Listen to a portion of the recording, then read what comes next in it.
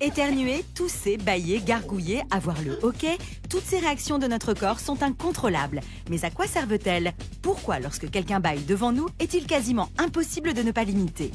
Les remèdes de grand-mère pour arrêter le hoquet sont-ils efficaces? Réponse avec des scientifiques.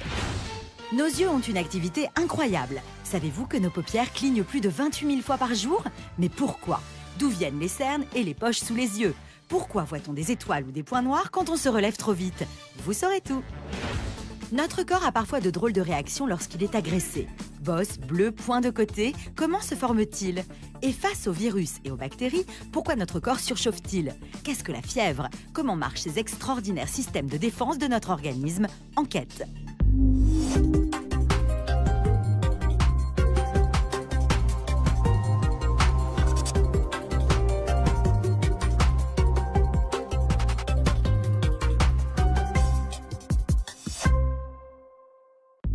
Bonsoir et très bonne année à tous. Quand on éternue ou qu'on bâille, quand on cligne des yeux et que notre ventre gargouille, on se dit que notre corps a vraiment des comportements aussi mystérieux qu'incontrôlables.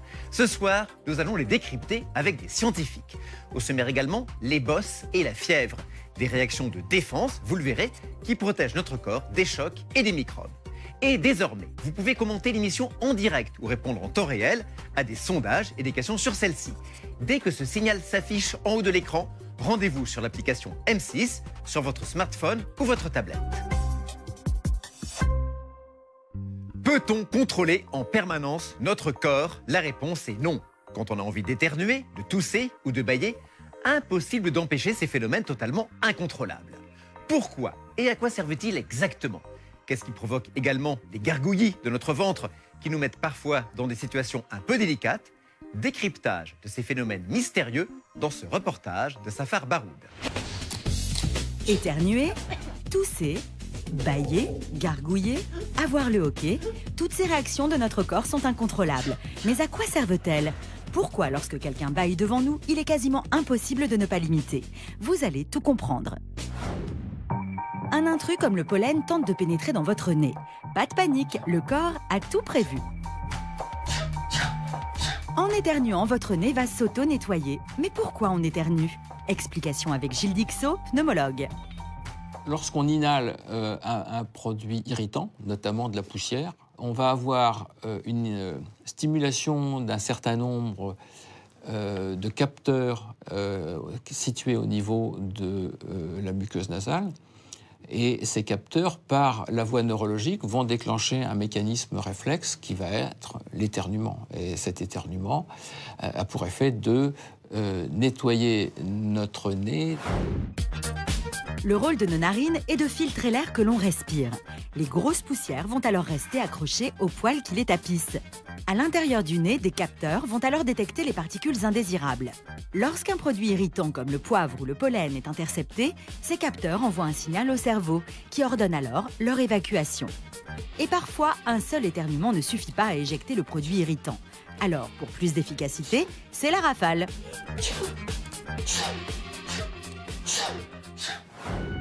Et regardez ce qu'il se passe sur ces incroyables images au ralenti. Un vent violent de 200 km/h expulse toutes les saletés de notre nez pour le nettoyer. C'est l'éternuement. Et notre corps a un autre réflexe similaire, la toux. Mais pourquoi on tousse? C'est un mécanisme qui a pour effet là de nettoyer nos bronches et non plus notre nez. Et ce mécanisme est déclenché par les mêmes causes, en quelque sorte. L'irritation de la muqueuse bronchique va conduire à la toux, qui est en fait une expiration forcée. Pour mieux comprendre, regardons nos poumons de plus près.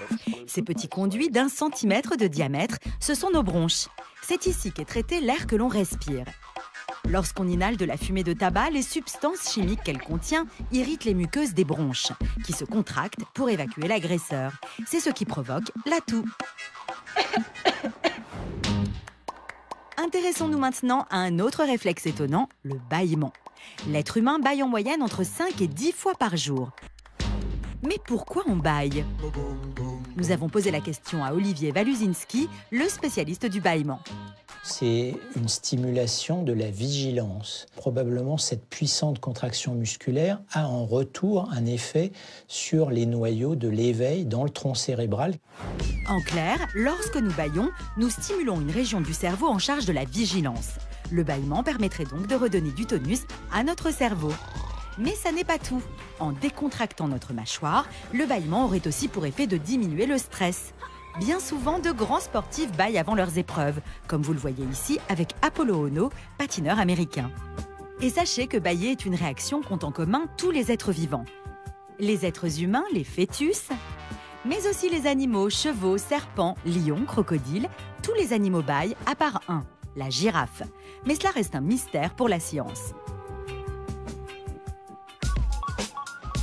Vous l'aurez peut-être remarqué, le bâillement semble communicatif. Mais comment l'explique-t-on ? Il y a beaucoup d'émotions qui sont contagieuses. Le rire est contagieux, la démangeaison, quand on voit quelqu'un se gratter, ça donne envie de se gratter. En fait, ça dépend des mêmes structures cérébrales que celles que nous activons dans une tâche qui s'appelle l'empathie, c'est-à-dire la compréhension de l'émotion de l'autre. Pour le vérifier, faisons une expérience. Notre complice, équipé d'une caméra cachée, va bâiller devant d'autres personnes. Et regardez le résultat.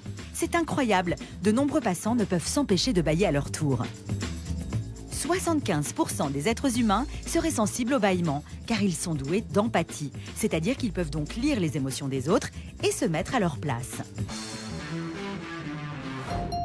Chez les animaux, seuls les primates et certains chiens, comme vous pouvez le voir ici, répondent au bâillement des autres, car ils éprouvent eux aussi de l'empathie pour leurs congénères, et même pour leur maître. Passons à un autre réflexe parfois embarrassant, les gargouillis. Ce drôle de son provient de notre ventre. Mais pourquoi? Réponse avec notre gastro-entérologue. Le tube digestif est le plus souvent en mouvement, plus ou moins important, et il y a des phénomènes qu'on appelle les ondes propulsives, comme une traite du tube digestif, et à ce moment-là, on vidange le contenu qui va avancer. Et lors de ces mouvements de contraction et d'avancée du bol alimentaire dans le tube digestif, il y a évidemment des bruits qui sont liés à la phase liquide de ce contenu, un peu comme ce qui se passerait dans un fond d'évier. Notre système digestif ne fait jamais de pause. Il vidange en permanence notre estomac et nos intestins pour nous préparer au repas suivant. Notre ventre gargouille donc tout le temps, même si nous ne l'entendons pas. Mais pourquoi crie-t-il si fort lorsque nous avons faim? C'est parce que le plus souvent, on est à distance du repas précédent. Et c'est à ce moment-là que la motricité digestive est la plus forte. Comme dans une baignoire qui se vide, c'est à la fin qu'on entend le plus de bruit. Autre explication, lorsque l'estomac est vide, il fait office de caisse de résonance, un peu comme une grotte. Le bruit des gargouillis est alors démultiplié. Autre réflexe souvent lié au repas, le hoquet. Mais d'où provient ce drôle de bruit? Si on a une dilatation de l'estomac, cette dilatation va conduire à une stimulation des nerfs phréniques. Lorsqu'on mange trop vite, on avale beaucoup d'air. Notre estomac gonfle et stimule alors le nerf phrénique. Ce nerf contrôle le diaphragme, qu'on voit ici en orange. Ce muscle permet aux poumons de fonctionner. Si on avale trop d'air, le diaphragme est alors pris de spasmes involontaires. C'est le hoquet. Vous pensez pouvoir l'arrêter en faisant peur? En buvant de l'eau? En retenant votre respiration? Eh bien, sachez que ces remèdes de grand-mère n'ont jamais fait la preuve scientifique de leur efficacité. Tousser, éternuer, bâiller, gargouiller, avoir le hoquet, notre corps regorge de réactions incontrôlables dont vous connaissez maintenant la cause. Que faisons-nous 28 000 fois par jour de manière totalement automatique? Réponse, nous clignons des yeux. À quoi sert ce clignement? Pourquoi avons-nous des vertiges oculaires et des éblouissements quand nous nous levons trop vite ou sommes fatigués? Pourquoi avons-nous des cernes? La vie secrète de nos yeux, un reportage de François Traca. Nos yeux ont une activité intense. Vous ne le savez peut-être pas, mais nos paupières clignent plus de 460 fois par heure. Mais pourquoi? Pour le comprendre, rendez-vous au cabinet de l'ophtalmologue Tan Hoang-Xuan. L'œil doit toujours être humidifié parce que la cornée doit être très transparente. Au même titre qu'un carreau qui doit laisser passer la lumière, eh bien la cornée doit laisser passer la lumière pour que la rétine puisse transmettre l'information visuelle et pour que le patient puisse bien voir. Les larmes sont sécrétées par la glande lacrymale. Elles vont alors couler le long de la paupière inférieure. Et c'est le clignement de l'œil qui va l'humidifier. Mais contrairement à ce que l'on pense, nos larmes ne sont pas composées uniquement d'eau. Dans les paupières, il existe des glandes qui sécrètent de l'huile. Et cette huile, elle sort par ces petits orifices que vous voyez ici. Et je l'entoure par ce cercle jaune. Donc la force du clignement permet aux glandes d'être un peu écrasées et d'injecter cette huile sur la surface de l'œil. Pour comprendre à quoi sert ce mélange d'huile et d'eau qui tapisse la surface de notre œil, Mac Lesguy s'est prêté à une petite expérience réalisée par l'ophtalmologue Olivier Shapiro. Grâce à un colorant orange sensible à la lumière bleue, nous allons pouvoir observer ces larmes. Sous la lentille du microscope, l'œil est complètement bleu. Les larmes sont donc parfaitement collées à la cornée de Mac. Elles en recouvrent toute la surface. Mais regardez, au bout de 15 secondes, une tache noire apparaît. C'est la larme qui se craquelle pour laisser apparaître la cornée. Mac, comme chacun d'entre nous, va alors avoir le réflexe de cligner de l'œil pour l'imprégner de nouvelles larmes. Et c'est donc parce que cette larme, c'est de l'eau mélangée avec un corps gras que ça va former ce film lacrymal. On sait bien que l'eau, ça a tendance à se regrouper en une goutte d'eau. Là, c'est vraiment la présence de ce corps gras, de cette huile, qui va permettre à la larme de se répartir sur la cornée. Vous l'aurez compris, l'huile sécrétée va former une couche protectrice au-dessus de l'eau afin d'empêcher son évaporation. Regardez cette expérience. Dans un verre, si l'on verse de l'eau comme celle contenue dans nos larmes, puis de l'huile comme le corps gras produit par les glandes, voilà ce qu'il se passe. L'huile vient se placer au-dessus de l'eau. Dans nos yeux, c'est ce que l'on appelle le film lacrymal. Si nous clignons des paupières régulièrement, c'est en fait pour laver en permanence la surface de notre œil, la cornée, comme le feraient les essuie-glaces d'une voiture sur un pare-brise. Comme une vitre, notre œil a besoin d'être propre pour laisser passer nettement la lumière. Et regardez ce qu'il se passerait si cette cornée n'était pas régulièrement nettoyée par les larmes. La lumière ne passerait pas et nous ne verrions pratiquement rien. Et notre œil est toujours prêt à se défendre. Lorsqu'il subit une agression qu'il n'avait pas anticipée, il possède des larmes réflexes. Le corps humain est remarquablement constitué puisque dans des situations extraordinaires comme lorsqu'on marche contre un vent fort, eh bien là l'œil se dessèche et il y a la glande lacrymale principale qui est située sous la paupière supérieure qui injecte une grande quantité d'eau à ce moment-là. Ça peut aussi arriver lorsque vous recevez un gaz irritant dans l'œil aussi. Exactement comme la lance à incendie du pompier, l'œil inonde la cornée pour éteindre l'irritation. Il puise alors dans des réserves de larmes prévues à cet effet. C'est ce qui explique par exemple que nos yeux pleurent lorsqu'il y a beaucoup de vent. Alors il y a des conditions quotidiennes où on peut expérimenter cette sécheresse oculaire. C'est lorsque vous travaillez sur un ordinateur, lorsque vous lisez, lorsque vous regardez un film. À ce moment-là, vous clignez moins des yeux et l'œil se dessèche et l'œil pique très souvent et se met parfois à pleurer. Et si vous observez bien quelqu'un qui travaille sur un ordinateur, vous verrez que l'œil ne cligne que 5, 6, 7 fois par minute, alors que normalement, il devrait cligner 2, 3 fois plus. Pour le vérifier, nous avons observé ces deux jeunes apprentis comédiens en pleine discussion. Puis, lorsqu'il fixe un écran de télévision. Résultat, lorsqu'il parlait avec son ami, Raphaël a cligné plus de 41 fois par minute. Alors que lorsqu'il a regardé la télévision, ses paupières n'ont cligné que 10 fois. Mais comment nos yeux peuvent-ils ainsi se fermer et s'ouvrir si souvent sans que l'on éprouve de gêne? C'est parce que ce réflexe ne dure qu'un quart de seconde. C'est en fait le geste le plus rapide du corps humain. La raison est simple, l'œil est l'organe qui possède le système nerveux le plus développé. Il est doté de millions de terminaisons nerveuses à sa surface. Elles sont chargées de détecter le moindre dessèchement ou la moindre anomalie. Pour preuve, lorsqu'on a une poussière dans l'œil, on ressent instantanément une gêne insupportable. Intéressons-nous maintenant à un autre drôle de phénomène perçu par nos yeux. Quand vous vous levez trop vite, n'avez-vous jamais vu des petites étoiles ou des points noirs? Mais comment l'expliquer? Lorsqu'on passe brutalement de la position couchée à la position debout, simplement par la gravité, par un effet purement mécanique, eh bien, il y a moins de sang qui arrive à la tête. Et c'est pour cela qu'on a cette impression de voir de voiles noires et de petites lucioles, parce que le sang n'arrive pas assez pour irriguer les cellules nerveuses. Regardez cette bouteille remplie de grenadine symbolisant notre système sanguin. Si on la couche, le liquide irrigue la tête, représentée par le bouchon. Mais si l'on redresse brusquement la bouteille, le bouchon est privé de liquide. C'est ce qu'il se passe dans notre cerveau. Le temps que notre cœur pompe le sang pour l'amener jusqu'à notre tête, notre cerveau dysfonctionne pendant quelques secondes, ce qui provoque ces hallucinations visuelles. A l'inverse, un afflux de sang trop important près des yeux provoque un autre phénomène que nous connaissons tous, les cernes. Pour mieux comprendre, rendez-vous avec Pierre-Vincent Jacomet, oculoplasticien. Vous avez une congestion des vaisseaux lymphatiques et des vaisseaux sanguins parce que vous avez une moins bonne tonicité musculaire. Donc vous allez avoir une congestion. Comme cette éponge, le muscle situé sous l'œil, en se contractant, chasse le sang, ici représenté par de la grenadine. Mais lorsqu'on dort ou quand on est fatigué, ce muscle est moins tonique. Le sang sera donc moins drainé. Il va alors s'accumuler et stagner, ce qui donne cette tache marron sous l'œil. Et pour y remédier, Pierre-Vincent Jacomet nous donne une astuce. Masser les paupières le matin, faire des petits ronds avec son doigt, de façon à appuyer, à favoriser la tonicité musculaire. Et ce massage peut permettre de diminuer un autre phénomène que nous connaissons bien, les poches. Mais d'où viennent ces gonflements ? On a enlevé le tissu musculaire, l'orbiculaire, et on tombe sur une membrane translucide, ici, que vous voyez ici, qui s'appelle le septum. Ce septum retient la graisse à l'intérieur de l'orbite. Pourquoi on a de la graisse dans l'orbite ? Vous voyez tous ces amas graisseux, c'est une sorte de matelas pour que l'œil puisse tourner dans toutes les directions. Sous l'effet du stress, de la fatigue ou encore du tabac, ces poches de graisse ont tendance à gonfler et venir pousser cette membrane, le septum. En se déformant, il forme les poches. Mais il y a aussi une autre explication. Effectivement, cette peau se déforme facilement. Pourquoi ? Parce que c'est la peau la plus fine de l'organisme.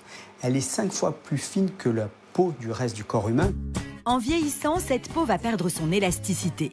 C'est pourquoi les poches peuvent s'installer durablement. Vous connaissez maintenant tous les secrets de l'activité d'un œil, l'un des organes les plus toniques du corps humain. E égale M6, d'autres réactions mystérieuses de notre corps dans quelques instants. Restez avec nous, à tout de suite. Notre corps a parfois de drôles de réactions lorsqu'il est agressé. Bosse, bleu, point de côté, comment se forme-t-il ? Et face aux virus et aux bactéries, pourquoi notre corps surchauffe-t-il ? Qu'est-ce que la fièvre ? Réponse dans la suite de égale M6.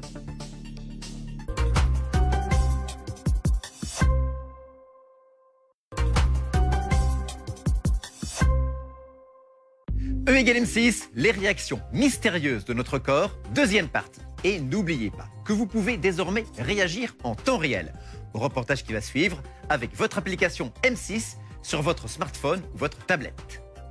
Pourquoi, lorsque des microbes attaquent notre organisme, celui-ci réagit-il en augmentant sa température ? Autrement dit, à quoi sert la fièvre ? Pourquoi, lorsque nous faisons un effort trop intense sans bien nous oxygéner, nous avons un point de côté qui nous force à arrêter ? Pourquoi, lorsque nous nous cognons, la peau se met-elle à enfler et une bosse apparaît-elle ? Vous allez découvrir que ces phénomènes sont en fait déclenchés par les systèmes de défense de notre corps. Des systèmes qui, au final, nous protègent. Explication de J.C. Picard. Ne vous êtes-vous jamais tapé le genou contre un coin de table ou cogné la tête par inadvertance ? N'avez-vous jamais ressenti un point de douleur sur le côté pendant un effort ? Tous ces petits bobos sont en général sans gravité, mais notre corps a parfois de drôles de réactions face à ces agressions. Bosse, bleu, point de côté, comment se forme-t-il ? Et face aux agresseurs invisibles, pourquoi notre corps surchauffe ? Qu'est-ce que la fièvre ? Comment notre organisme réagit-il quand il est attaqué ? Enquête. Leïla est championne de boxe. Aujourd'hui, pour l'entraînement, elle affronte une de ses adversaires sur le ring. Et même lors d'un combat amical, les filles ne sont pas tendres entre elles.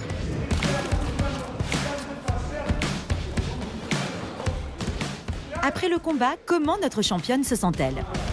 Un peu la tête qui bourdonne, mais bon, ça va passer. Dans ce sport, les bosses et les bleus sont courants. Alors quand je boxe, je reçois les coups principalement au visage et beaucoup au niveau des avant-bras. Et après, j'ai beaucoup de bleus à ce niveau-là quand on s'accroche en fait.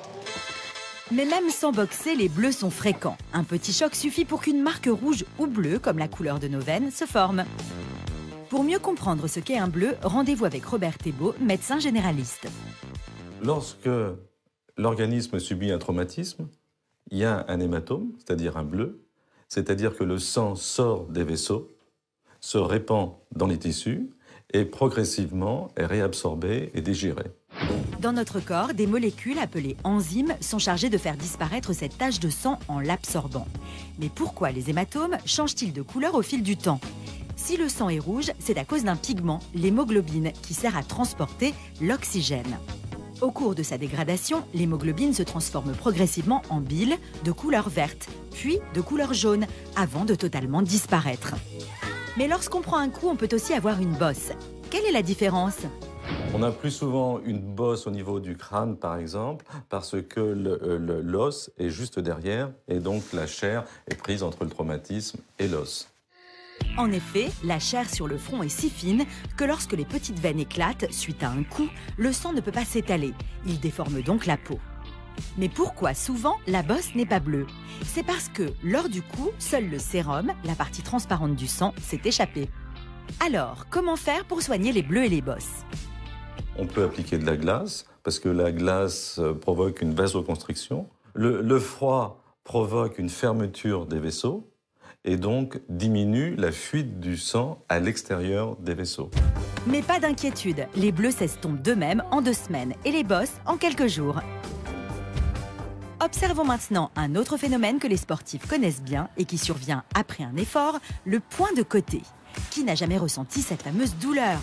Leïla l'a souvent éprouvée. J'ai des points de côté en début de saison, au mois de septembre, juste après les vacances, quand c'est la reprise. Et après, dans l'année, ça va beaucoup mieux. Mais d'où vient cette douleur qui ne dure que quelques minutes après l'arrêt de l'effort? Selon le docteur Jean-Paul Richalet, professeur en médecine du sport à l'hôpital Avicenne, les points de côté peuvent avoir plusieurs origines. La première cause la plus probable, c'est une sorte de spasme du diaphragme. C'est-à-dire que le diaphragme, au début de l'exercice, n'a pas assez de sang, manque d'oxygène, et donc ça crée une sorte de crampe. Le diaphragme est un muscle qui se situe dans la cage thoracique. C'est lui qui permet aux poumons de se gonfler et de se dégonfler en s'étirant ou en se contractant. La deuxième cause possible, c'est le foie à droite, la rate à gauche, l'estomac au milieu, sont liés en fait au diaphragme. Et donc, quand le diaphragme se met en action, il tire sur ces organes. La troisième cause possible, c'est une cause purement digestive, c'est-à-dire qu'on a des organes qui sont éventuellement dilatés si on a pris un repas important. Et donc, ça crée une distension du côlon, particulièrement à gauche. Et ça peut créer des douleurs de la même façon. Mais quelle que soit la cause du point de côté, cette douleur survient lorsque le corps produit un effort soudain, sans y avoir été préparé. Alors, comment faire pour l'éviter? Quand j'étais au lycée, que je faisais l'EPS, donc avec des copines, on prenait une pierre qu'on pressait du côté du point de côté. Et au fil du temps, j'ai compris que ça servait à rien. Donc maintenant, j'essaye de souffler. Je prends un souffle régulier tout le long de la course et en fin de compte, ça m'évite d'avoir des points de côté. En effet, une respiration régulière aide à protéger le diaphragme. Pour éviter les points de côté, pensez aussi à bien vous échauffer et à ne pas faire de sport dans les 2 heures qui suivent un repas. Mais si malgré tout la douleur survient, voici ce qu'il faut faire. Bien, vous vous penchez en avant, vous mettez vos mains sur les genoux et vous respirez profondément, vous gonflez bien les poumons, et puis vous expirez à fond et puis vous vous relevez tranquillement. Le meilleur moyen pour ne plus avoir de points de côté, c'est encore d'habituer son corps à l'effort et donc de faire du sport régulièrement. Autre réaction de notre organisme, la fièvre. En hiver, notre corps doit lutter contre des agresseurs invisibles, les bactéries et les virus, qui nous donnent angine, grippe ou encore bronchite. Et quand il est attaqué, la température de notre corps augmente. Elle peut alors passer de 37 degrés, la température normale, à 41 degrés. Pour mieux comprendre ce mécanisme, direction l'Institut Pasteur, dans l'unité de recherche en immunologie du professeur Jean-Marc Cavaillon. La fièvre va être un mécanisme en réponse à la pénétration de bactéries dans le corps humain. Ça fait partie des défenses naturelles de l'organisme. Et oui, contrairement à ce qu'on peut croire, la fièvre n'est pas un dysfonctionnement du corps, mais bien une arme contre les maladies. Lorsqu'on est attaqué par des microbes, c'est l'hypothalamus, la partie du cerveau qui régule la température, qui ordonne au corps de chauffer. Les muscles se mettent alors en action pour accélérer cette montée en température. Et c'est pour cela que l'on frissonne quand on est fiévreux. Mais à quoi sert cette élévation de la température?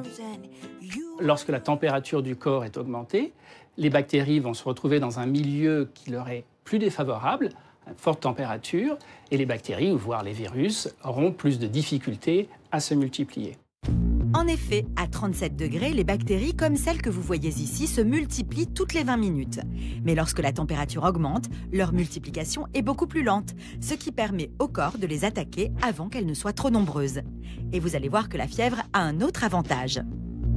La fièvre donne un coup de fouet au système immunitaire pour qu'il soit plus efficace. La fièvre améliore l'action des globules blancs, chargés de nous défendre. Regardez cette expérience. Voici des globules blancs qui luttent contre des bactéries vues au microscope. Chaque fois qu'une bactérie est détruite, une lumière apparaît. Lorsque la température est normale, les globules blancs agissent peu. Il y a donc peu de lumière. Mais incroyable, quand la température augmente, tout s'éclaire. Les globules blancs détruisent presque toutes les bactéries. Vous l'aurez compris, la fièvre est plutôt bon signe, car elle signifie que le corps est en train de lutter contre les microbes. Mais attention, chez les enfants et les personnes âgées qui ont plus de mal à réguler leur température, une fièvre forte ou prolongée peut indiquer que le corps a du mal à se défendre.